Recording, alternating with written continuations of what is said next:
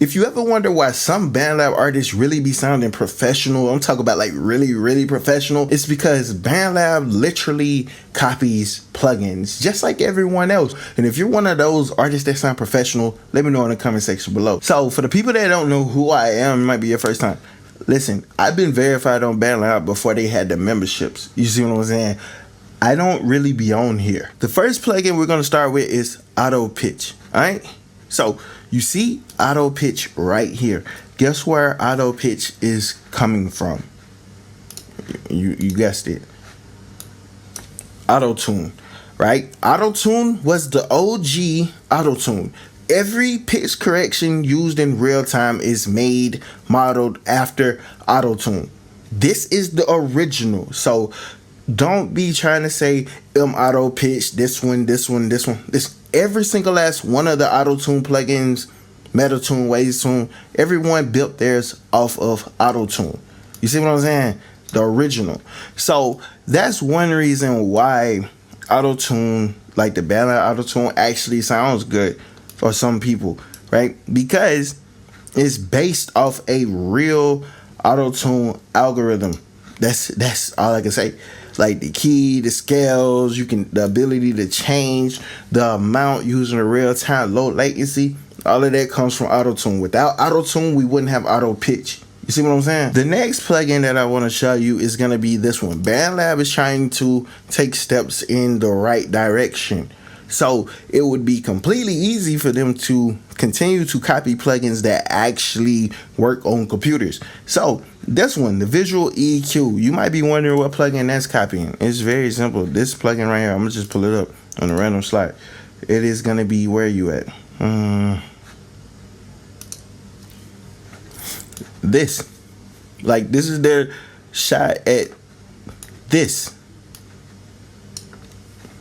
like this one, the Pro Q3, or any EQ that does this, but really the Pro Q3. Like, you see it, you can see the audio file. Like if I'm playing audio, you would see the spectrum and everything on it.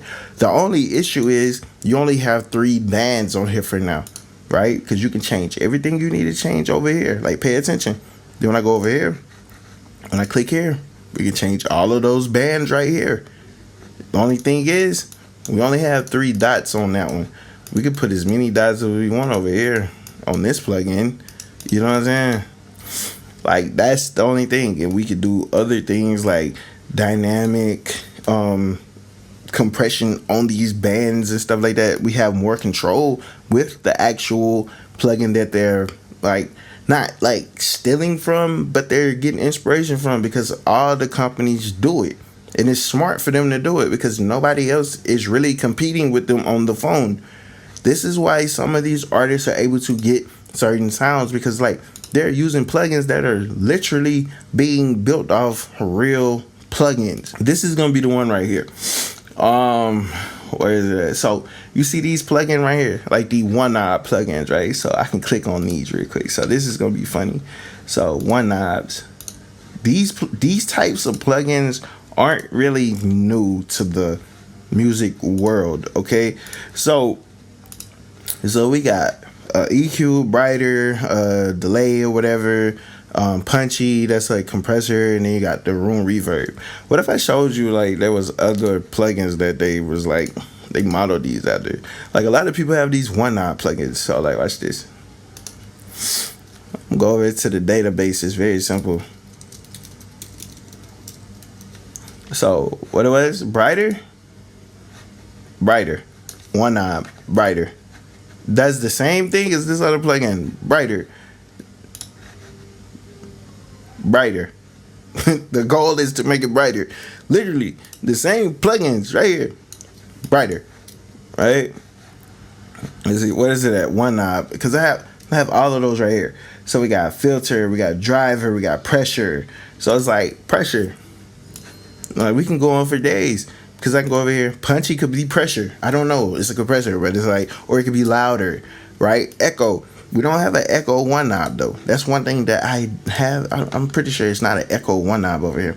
So they did something like that. They didn't do a delay, but there's a reverb. So there is a reverb. So this is wetter. See this? Wetter. All right. We go over here. room. This is the reverb. So we have similar plugin type, similar build with simple or with like similar functionalities here. All right. That's why some people are able to get their shit off, because the plugins are getting made after other plugins.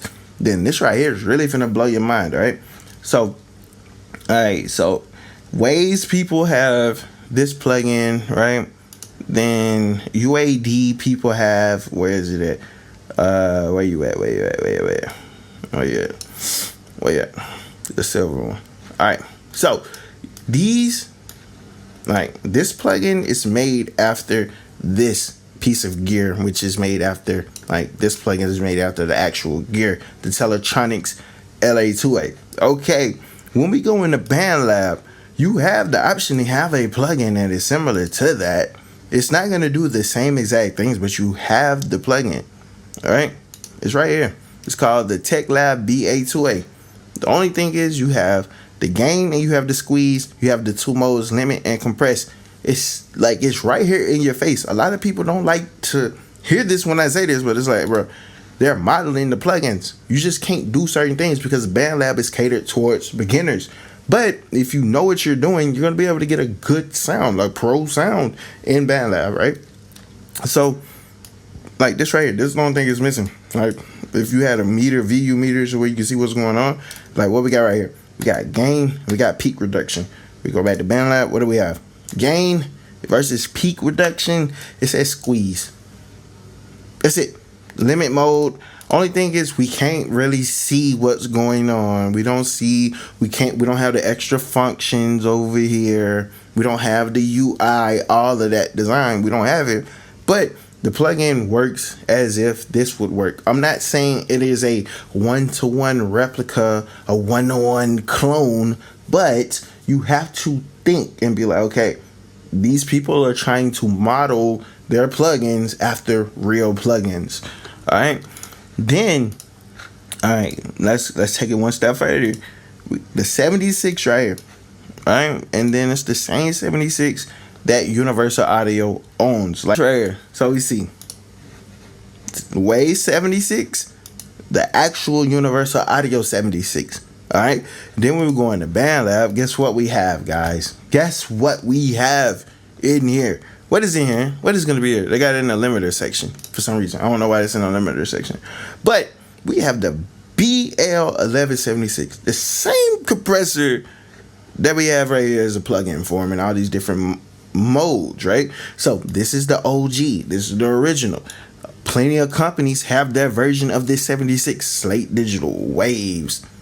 Every fucking body, like literally everybody has their version of this, including BandLab. And guess what? We got the input, the output, the attack, release, and we can change the ratio. So 4-to-1, 8-to-1, 12-to-1, 21. We get all. Guess what we got over here? 2, 4, 8, 20. Attack, release, input, output. Everything that we have over here. The same things. Again, I'm not saying it's a one-to-one comparison, but BandLab is giving you their versions of actual plugins. That's why some artists are sounding good in BandLab. That's why certain presets work in BandLab, because you understand where these plugins are, how these plugins are made for free. Like it's free in your phone. You can use these plugins for free. So it's like a pro. Like I'm pretty sure I can get like mix what's listen, I'm pretty sure if a professional Grammy-winning engineer had to mix a song in BandLab, they'll be able to get off once they see the BA2A, the 76, the visual EQ. They'll be able to get off because of, like, you got the pitch correction, you have two compressors modeled after something that they actually use. So it's like they would know how to get the most out of this. You know what I'm saying?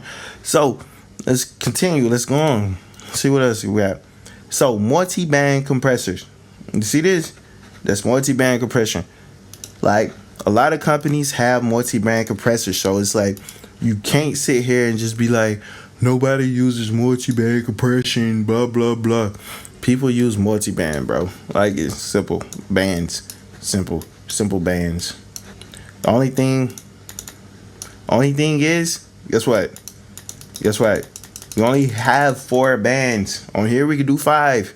Let's look like we can do 5. We have way more control over what we do with this multi-band with the with the fab filter one, right? So when we hop back over here, you see we have threshold, attack, release, ratio, level. We can solo it, we cannot.